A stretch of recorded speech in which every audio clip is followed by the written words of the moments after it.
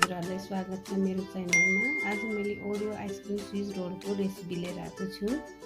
अब मैले ओरियो आइसक्रिम चीज रोल बनाउनुको लागि चाहिँ बिस्कुट र क्रिम छुटाउँदै छु। मैले 4 पुरी बिस्कुट लिएको छु ओरियो।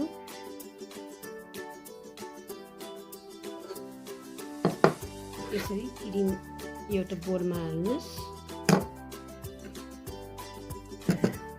बिस्कुट चाहिँ सिधै मिक्सरमा हालिदिनुस्।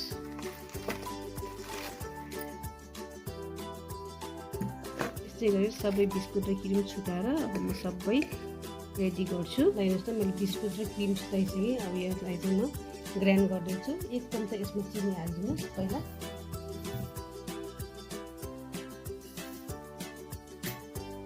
यसलाई चाहिँ अब ग्राइन्ड गर्नलाई लान्छु।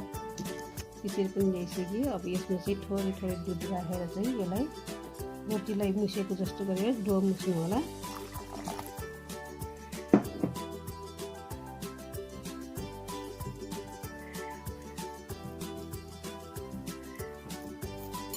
हेर्नुहोस् त यसरी डो तयार गर्नु होला। यसरी हेर्नुहोस् त यसरी डो तयार गर्नु होला। यसरी टाइट हुनुपर्छ यो यसरी। र यो तयार म क्रिमलाई चाहिँ अब यसलाई दुध राखेर चाहिँ यसलाई तयार गर्छु। ल हेर्नुहोस् त अब म यो क्रिमलाई चाहिँ अब तयार गर्छु। क्रिमलाई चाहिँ यसमा 2 चम्चा दुध हालिदिनु होला।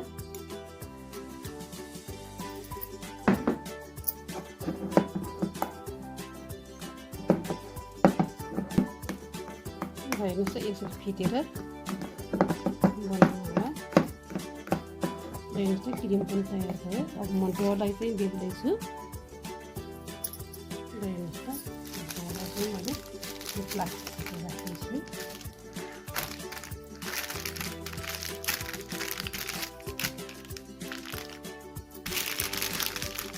यसरी बेल्नु होला।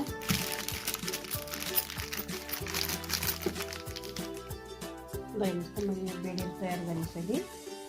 अब यसलाई चाहिँ यसरी गर्नु होला।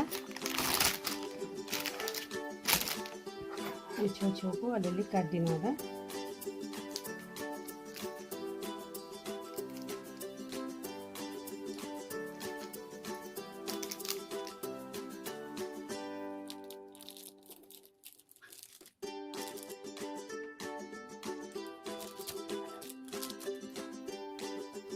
हेर्नुहोस् त यसरी क्रिम राखिदिनु होला माथिबाट।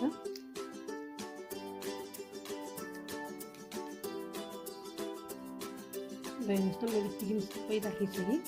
अब मैले आइसक्रिम पनि राख्दैछु।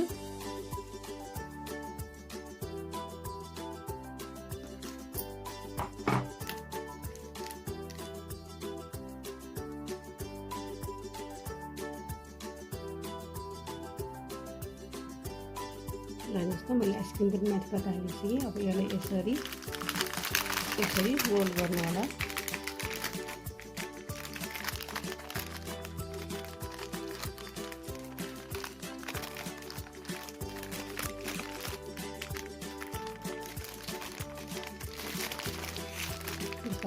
यसरी रोल गरेर लानु होला।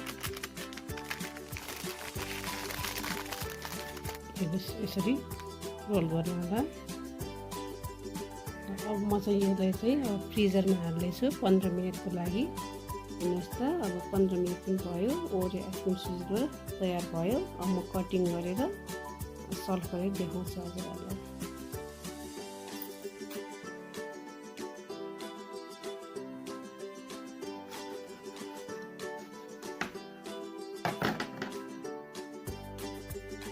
हेर्नुहोस् त मैले सर्भ गरेर पनि देखाइसकेँ। हजुरहरूले पनि यस्तै गरेर घरमा बनाएर खानु होला। अनि डिप फ्रिजमा राखेर एउटा निकालेर खाए पनि हुन्छ। आइसक्रिम चीज रोल एकदमै मिठो हुन्छ। हजुरहरूले पनि यस्तै गरेर बनाएर खानु होला। हजुरहरूलाई मेरो भिडियो मन परे लाइक, कमेन्ट, शेयर, सब्सक्राइब गर्नु नभुल्नु होला।